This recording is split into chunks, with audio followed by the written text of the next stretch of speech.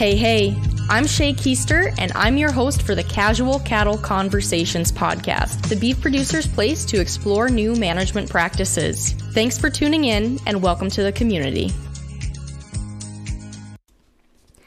Hey folks, you are working to preserve the ground for the next generation. Shouldn't your cow herd be built for the future too? Neogen is the industry leader in beef cattle DNA testing. They built the first DNA test for commercial cattle and continue to make advancements every day. Igenity Beef is a DNA technology that will help you select the most desirable females based on their true genetic potential with 17 traits, 3 custom indexes, and parentage. Watch Igenity Beef catapult your genetic selections by assisting in selecting only the females that meet your operation's genetic goals. Use code RADIO to get 20% off your next Igenity Beef order. Learn more about how Igenity Beef can aid you in selection, management, and marketing opportunities of each calf crop and your herd. Go to neogen.com or call 877-443-6489. And that code and website are also in the show notes. Hey folks, it is Shaye here, and you get me as your guest for the podcast episode today, and I'm super excited to be here. Now, today we're going to be talking about things that my dad and I did to help each other thrive, I guess, during year one of me being back on the ranch. I guess maybe he doesn't feel like he thrived, but I did. There are definitely highs and lows. I use thrive knowing that within thriving there are highs and lows, right? But for the most part, I'm very proud of my parents and I for the communication we had in other areas that we implemented, different skills or ideas that kind of helped us really get along and work together well during my first year back. Now, before we kind of dive into that, I do want to remind you that if you are looking for anyone for any speaking engagements, whether that's speaking to classes, speaking in Facebook Live groups, webinars, at your next live event, I love in-person events, or doing any workshops, I am booking those gigs right now. So that is open. Just head over to my website and go to the Contact Me page, and you can message me there. So with that, let's talk about 4 things. Just going to be a quick episode. So 4 things that my parents and I did to make year one a smooth transition, or as smooth as it can be. So number 1, I'm going to talk about boundaries. So before I came back, we're going to talk about boundaries in a couple different ways. But before I came back, I knew I was moving back to my hometown, right? I knew I wanted to do that. I wanted to be closer to my family. I wanted to be closer to my boyfriend, who is now my fiance. Like, it was just time to come back after being away for 4 years. So for those of you who don't know, I grew up in North Dakota, born and raised, loved being involved in my family's operation. But I really wanted to get out of the state for a while. And so I went to college at the University of Nebraska-Lincoln. I was super excited about their animal science program, the Beef Scholars program, and really specifically, I went down there for the Angler Agribusiness Entrepreneurship program. And that's kind of how I got this podcast started. So if we go back over a year from when I'm recording this, right?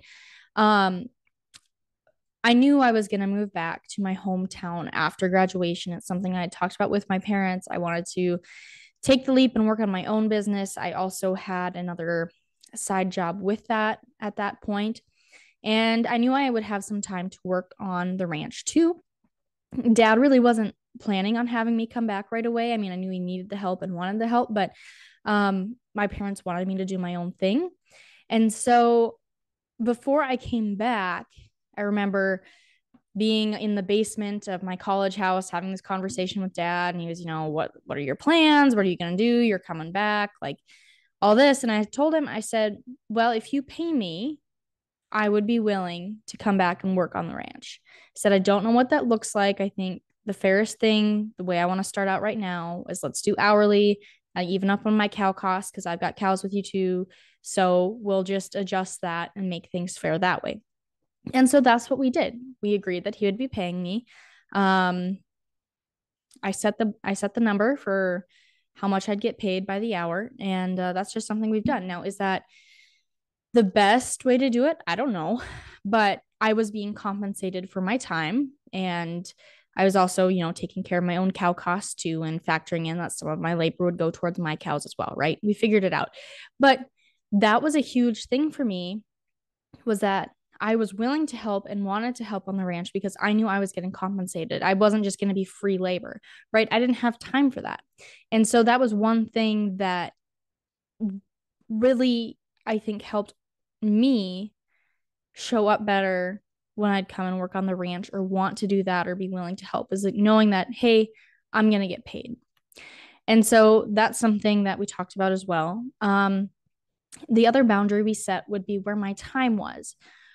We talked about how I could not be full time on the ranch. That doesn't mean that there might not have been times where that wasn't fully respected, but also that's a two-way street, right? There are busy times of year where maybe I should have planned a little better and known that I should have been able to allocate more hours to the ranch during those weeks. It's a learning curve. Anyone who works multiple jobs as well as being on the ranch understands how that goes. But the biggest thing was that my parents knew I could not be full time on the operation. I was working on my own business. That was priority number one. I was working for another company. That was priority number two. And then there was ranch, which was number three. And and I knew I wanted to shift the ranch up. And so eventually I did quit my other job once I got my other business to that point. But it was something where I knew I had split time. My dad knew he had to respect that. My mom knew she had to respect that. But I also knew I had to respect that there's some things you just can't plan for on the ranch, right? You got to be flexible. And so we were just in acknowledgement of that and had clear boundaries. And I was just upfront with a lot of things. And we'll talk about that later when we get to number three. So that was number one, set boundaries. Number two, I had my own business. Now, I mentioned earlier that my parents weren't really expecting me to come back to the ranch right away. Like the plan was for me to kind of work in industry if I wanted to, then figure out if I wanted to come back, all this. And so when I came back, part of the reason I was okay with coming back and being on the ranch right away after graduating from college is because I knew I had my own business, my own thing to keep me busy. I don't believe in finding your identity in your work, but I do think in some ways we always will, especially in agriculture, because it's just a part of us. But it allowed me to kind of separate and segregate. Like when I came back from back to my community, when people asked what I did, I'd start with saying I had a podcast. I didn't just say, well, I'm back on the ranch. And there's by no means there's nothing wrong with that. It's just something that I needed to talk about how I've been building my own personal brand too, because that's important. Now, having my own business and, paying people to do work for me here and there, I've got some people who help with editing, website work, and whatnot. I understand that it's important that when you're paying someone to do stuff, they get it done, they show up, they're timely, all that. And that's just something that having that experience with my own business has helped me show up as a better employee on the family ranch. Not saying I was a slacker before, but it is a completely different mindset when you are working for your parents through high school and college, kind of not really getting paid. I mean, I had cows on the place, they'd help pay for gas and obviously phone bill, stuff like that, right? So I was getting paid in other ways, but it was just a summer job. And I always had internships and other jobs during college in the summers when I was back too. So it was never a full-time deal. It was a different mindset when I came back and I was like, this is part of your job. Take responsibility for it. What direction do you want to see the ranch go? And all these things, it helps me show up better as an employee of the ranch that's how I try to think about it. And my parents are good. They're great to work with. I mean, so that helped a lot too. I don't feel like I'm just an employee. I definitely feel like if I have an opinion, I'm going to voice it. Although if you know me, it's probably going to happen anyways. I don't mind sharing my opinions at all most days. So, but it just helped me show up because I know what it's like to have a business and run a business and have someone working for you. And I know how I want people to show up.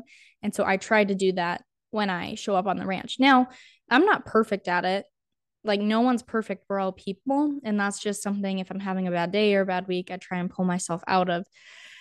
So that was number two, having my own business or, own job. I would recommend that to other people, is have your own side hustle, hobby, something else that can teach you how to show up to your family's operation better and treat it like a business. whatever that looks like for you. Hey folks, I want to take a quick break from the episode to talk about my friends at Corral Technologies. Corral Technologies is changing the way cattle producers cross-fence and utilize their pastures with their easy-to-use and cost-effective virtual fencing program. Virtual fencing allows you to save time, cut costs, and get the most out of your grazing lands by remotely containing, moving, and tracking your cows. This was designed by a cow-calf producer for cow-calf producers. Check out their podcast episode with me from July 27th to get an in-depth look at the process of virtual fencing and how it is impacting the beef industry as we know it today. If you would like to see the system work in person, feel free to reach out through their website about field days. You can also find more information on their website, www.corraltech.com. Now, number 3, scheduling. Now, my grandpa and my dad used to make fun of me for having such a strict schedule. My grandparents, my grandma, she's such a free spirit. She'd say, well, you just need to learn to live a little more. Don't be in that planner so much, all this stuff. And you know what? She's probably right. So Grandma Jan, if you're listening, you're probably right. But at the same time, having that schedule, it's given me more freedom and the ability to do all these things. I'm someone who gets bored easily. So just being full-time with my podcast doesn't feel right. Just being full-time on the ranch doesn't feel right. Just working for another business doesn't feel right. I have to be doing all these things to help keep me stimulated, keep my mind going. And it helps me show up to all 3 better as long as I'm organized.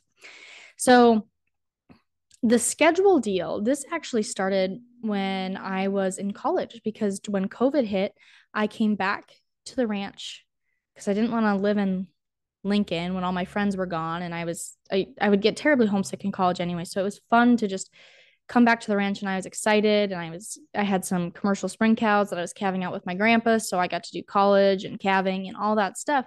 But I still had college in addition to all this ranch work where we had no hired man, so it was just me.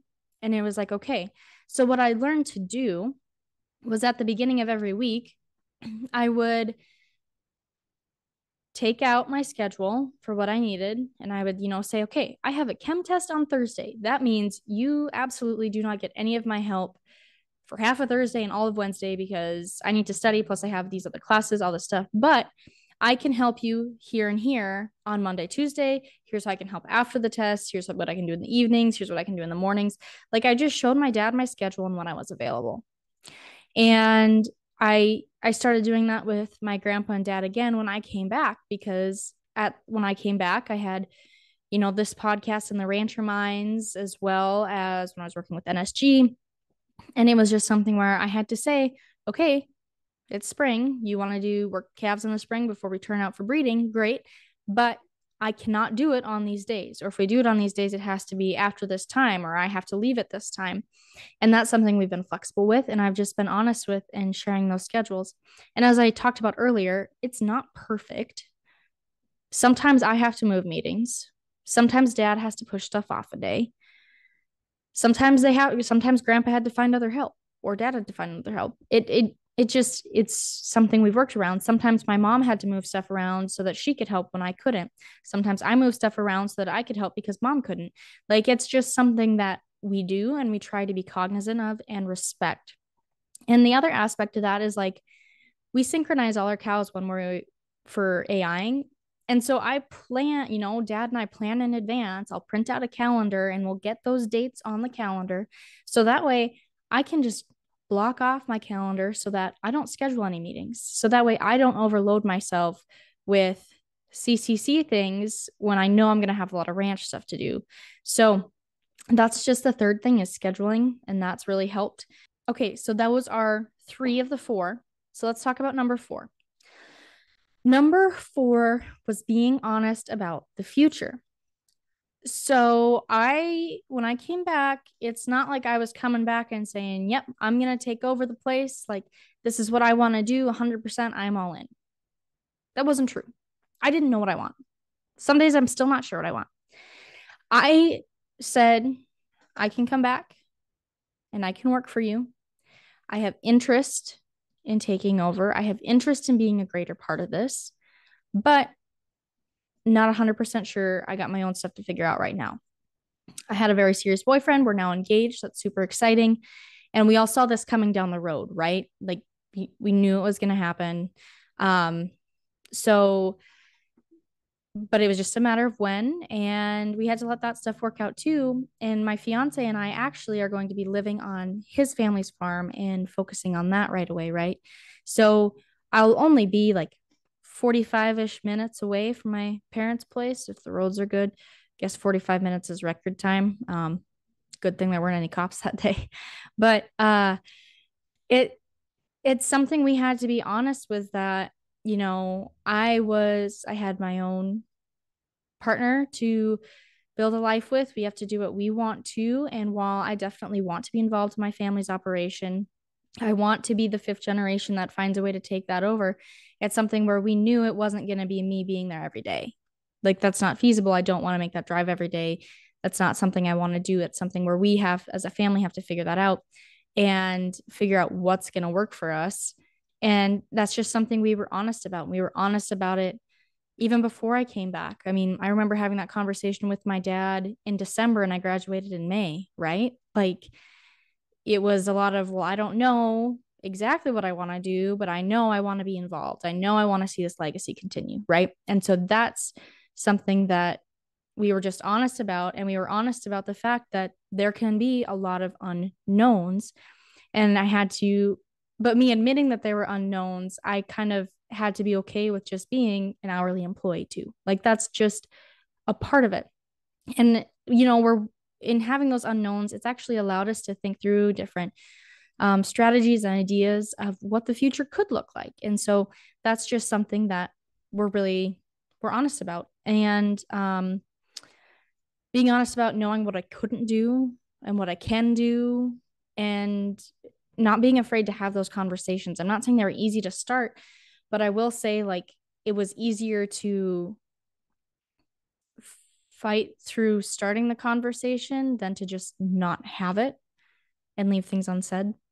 So even if there are a lot of unknowns and maybe you just need to say, like, hey, I don't know this or this or this, but I do know this right now, I'd say it's worth having. So just be honest about the communication, about everything, really. Honest about communication has been great for all areas of being back on the ranch.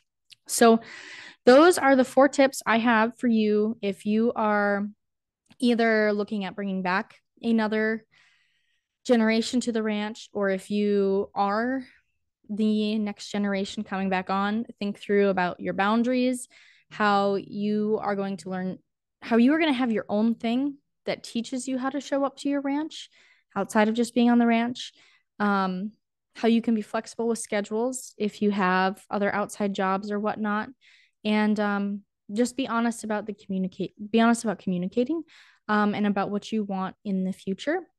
So that way everyone's on the same page. And so, yeah, those are my 4 tips. My final bonus tip would definitely be to think about the mindset you have going into it and really look at everything as an opportunity to learn. One thing was that I always had lots of big ideas when I came back, and I still do, but I needed to learn a lot too.